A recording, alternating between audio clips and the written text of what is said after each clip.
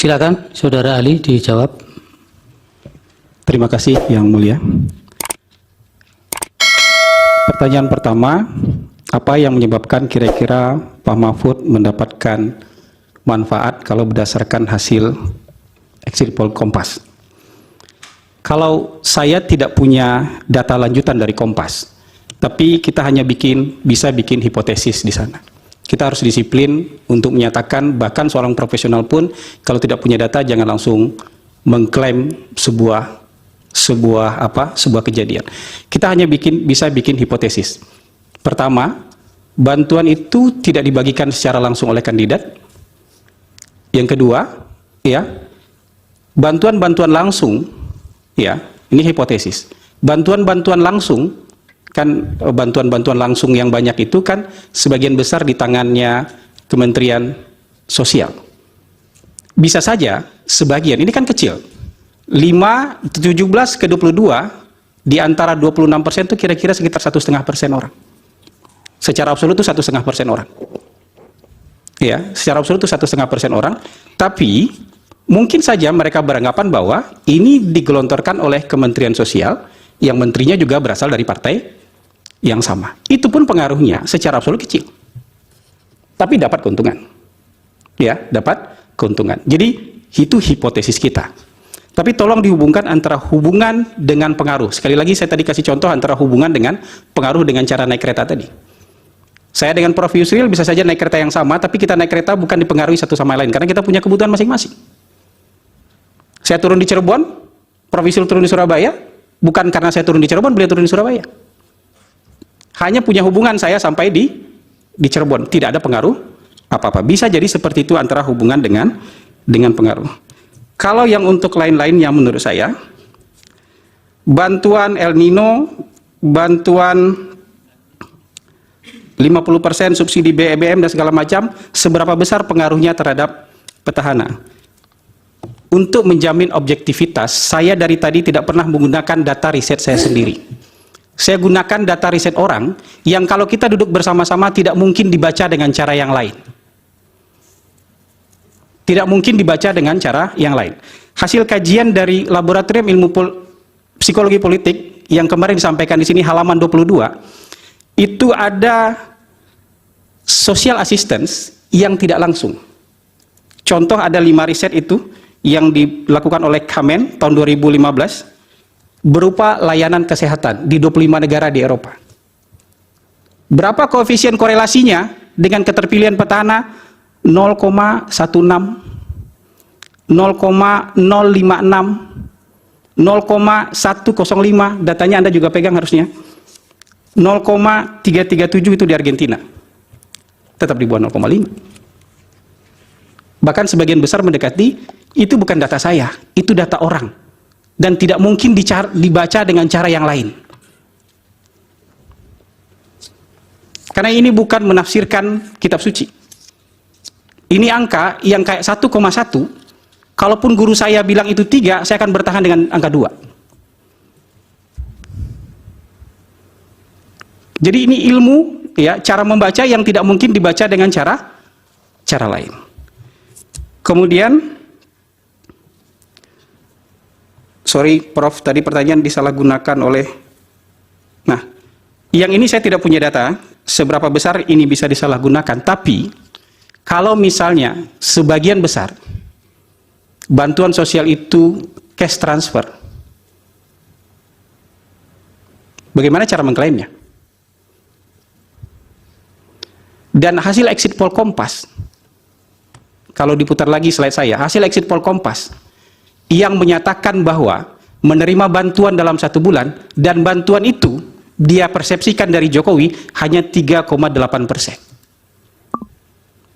3,8% ini bukan angka yang solid. Ini bisa saja angka persepsi aja. Oh ya, saya tahu ini bantuan sosial dari Pak Jokowi. Tapi orang yang menganggap begitu hanya 3,8%. 21% sisanya itu bilang ini bantuan dari pemerintah. Jadi kira-kira begitu Prof. Saya tidak bisa terlalu jauh karena kita menggunakan data orang lain. Kalau tadi yang bilang Anda TKN, Ya, mungkin akan mempertanyakan soal netralitas. Makanya saya bawa ke sini 3 riset orang lain semua. Saya juga punya hasil riset sendiri. Sudah tadi kan tidak ditanya. Iya. Jawab saja yang pemohon 2. Kemudian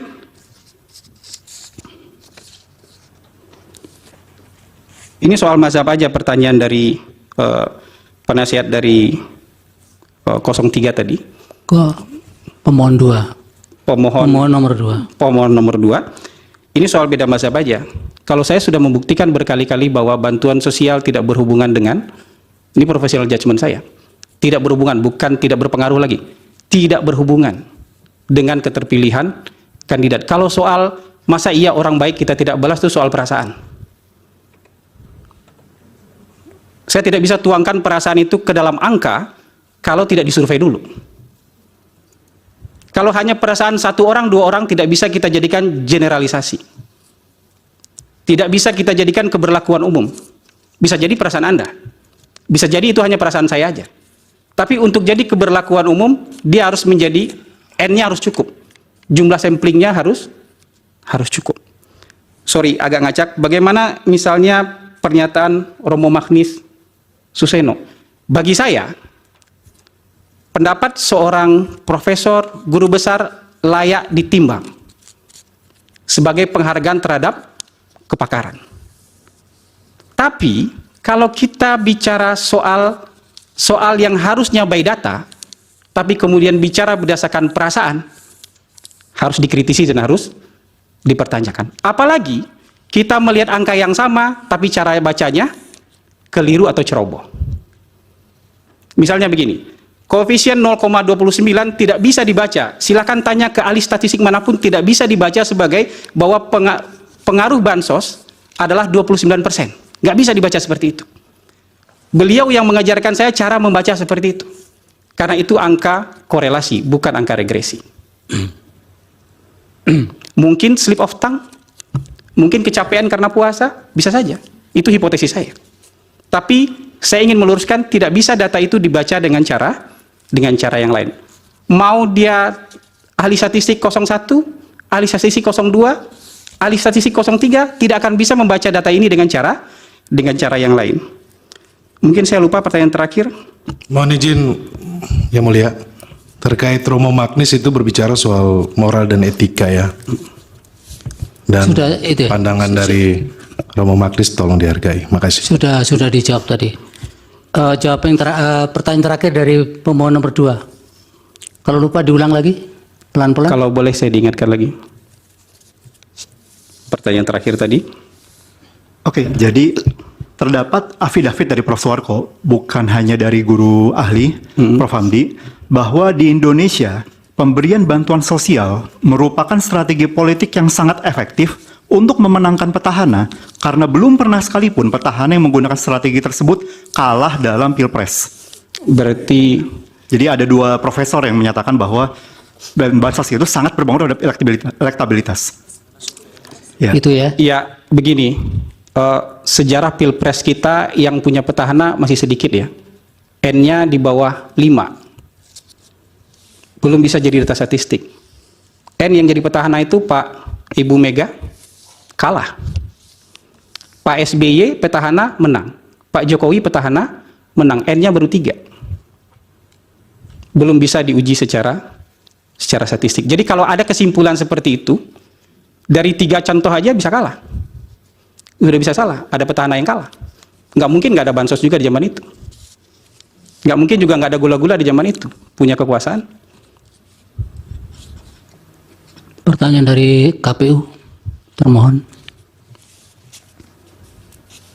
KPU bertanya, apa yang faktor yang paling menentukan? Dari seluruh pollster yang ada, ya, ada perbedaan antara kebutuhan masyarakat dengan selera politik masyarakat. Kalau ditanya, ini hasil survei semua pollster. Kalau ditanya kebutuhan Anda seorang pemimpin itu seperti apa? Yang mampu menciptakan lapangan kerja, yang mampu mengendalikan harga kebutuhan pokok, yang mampu mengentaskan kemiskinan, yang mampu memberantas korupsi. Itu kebutuhan. Tapi seleranya berbeda. Selera pemimpin, kalau hari ini selera pemimpinnya yang tegas. yang paling tinggi. Nomor 2 merakyat. Nomor 3 amanah. Kalau di zaman Pak Jokowi yang paling tinggi merakyat. Yang kedua tegas. Di zaman yang PSBY cerdas, ganteng, berwibawa. Selera publik bisa berganti-ganti. Antara kebutuhan dan selera yang paling sering menang selera. Sama kayak kita punya kebutuhan, saya butuh makanan sehat, tapi seleranya makanan Padang. Yang paling sering menang adalah makanan Padang, kira-kira begitu. Baik, sudah cukup. Terima kasih keterangannya. Terima kasih. Mudah-mudahan bermanfaat untuk